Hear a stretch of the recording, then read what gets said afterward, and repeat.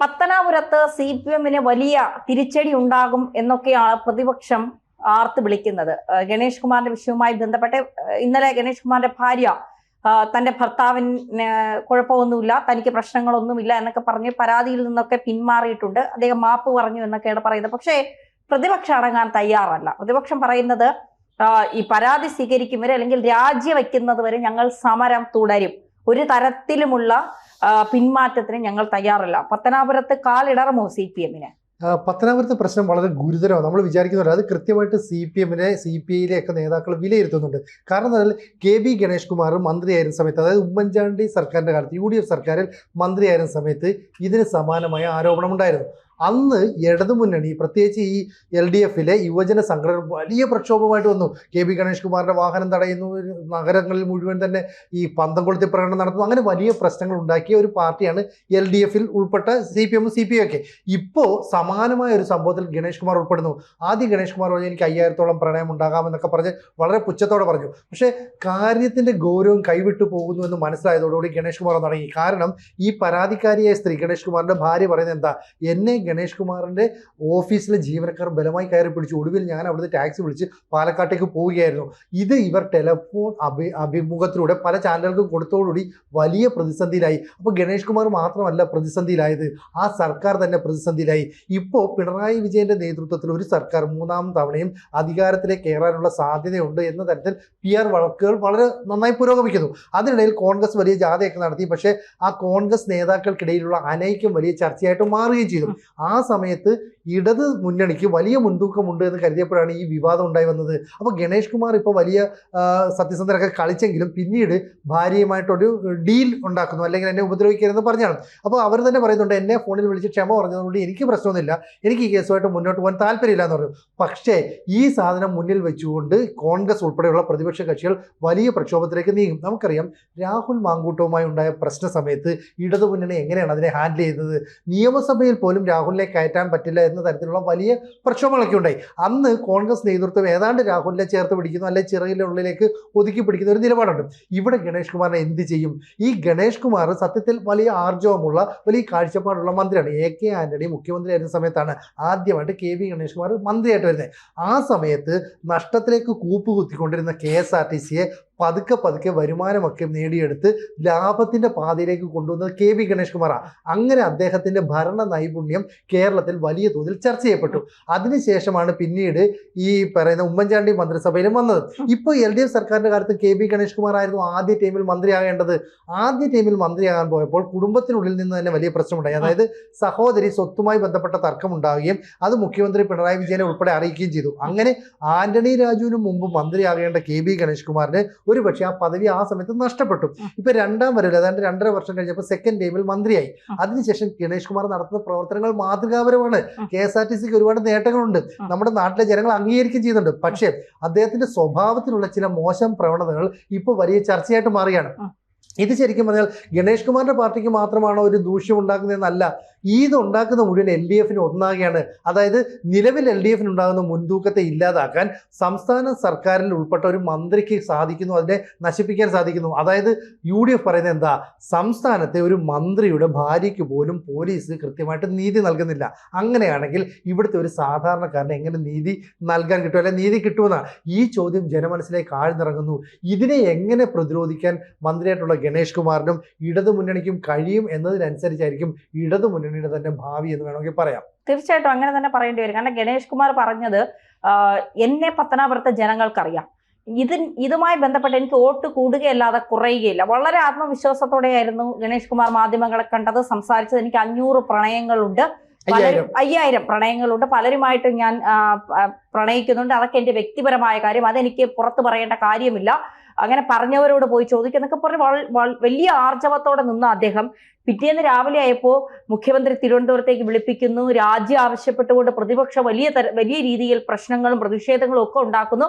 അപ്പോൾ എവിടെയോ അടി പതർന്നു എന്ന് കൃത്യമായി ഗണേഷ് കുമാറിന് തലേ ദിവസം തന്നെ മനസ്സിലായത് കൊണ്ടായിരിക്കാം അദ്ദേഹം ചില അനുരഞ്ജന ചർച്ചകൾക്കൊക്കെ മുൻകൈ എടുത്തു. പിന്നീട് ഭാര്യ രാവിലെ തലേ ദിവസം വരെ തന്നെ അപമാനിച്ച, തന്നെ സംശയരോഗി എന്ന് പറഞ്ഞ, തന്നെ ഉപദ്രവിച്ച ഒരാളായിരുന്നു, താൻ കണ്ടതിൽ വെച്ച് ഏറ്റവും വലിയ ക്രിമിനൽ ആയിരുന്നു തലേ ദിവസം വരെ ഗണേഷ് കുമാർ. പിറ്റേ ദിവസം രാവിലെ ആയപ്പോൾ ഗണേഷ് കുമാർ അവർക്ക് വാഴ്ത്തപ്പെട്ടവനും വിശുദ്ധനും ഒക്കെ ആയി മാറി. എനിക്ക് ഗണേഷ് കുമാറിനോട് അത്രയും ഭയങ്കര ഇഷ്ടമാണ്, എന്റെ ഭർത്താവ് പൊതുസമൂഹത്തിനോട് മാപ്പ് പറയണ്ട, എന്നോട് മാപ്പ് പറഞ്ഞാൽ മതി എന്നൊക്കെ പറഞ്ഞുകൊണ്ട് അവർ വലിയ സംഭവമൊക്കെ ആയിട്ട് രംഗത്തെത്തിയിരുന്നു. പക്ഷേ ഇന്നലെ ഇപ്പോൾ കാര്യങ്ങളൊക്കെ മാറി പറയുന്ന ഒരു സാഹചര്യം ഉണ്ട്. അതായത് ബിന്ദു മേനോൻ പറഞ്ഞ എന്താണ്, എന്റെ ഭർത്താവ് എന്നെ വിളിച്ച് മാപ്പ് പറഞ്ഞു, ക്ഷമ പറഞ്ഞു, അതുകൊണ്ട് എനിക്ക് പരാതിയില്ല, അല്ലെങ്കിലും പരാതി നൽകാനല്ല ഞാനിത് പിന്നെ എന്തിനാണ് അവരിത് പൊതുസമൂഹത്തെ അറിയിച്ചത്? അതിനകത്തൊരു രാഷ്ട്രീയ ലക്ഷ്യം കൂടി ഉണ്ടാവില്ലേ?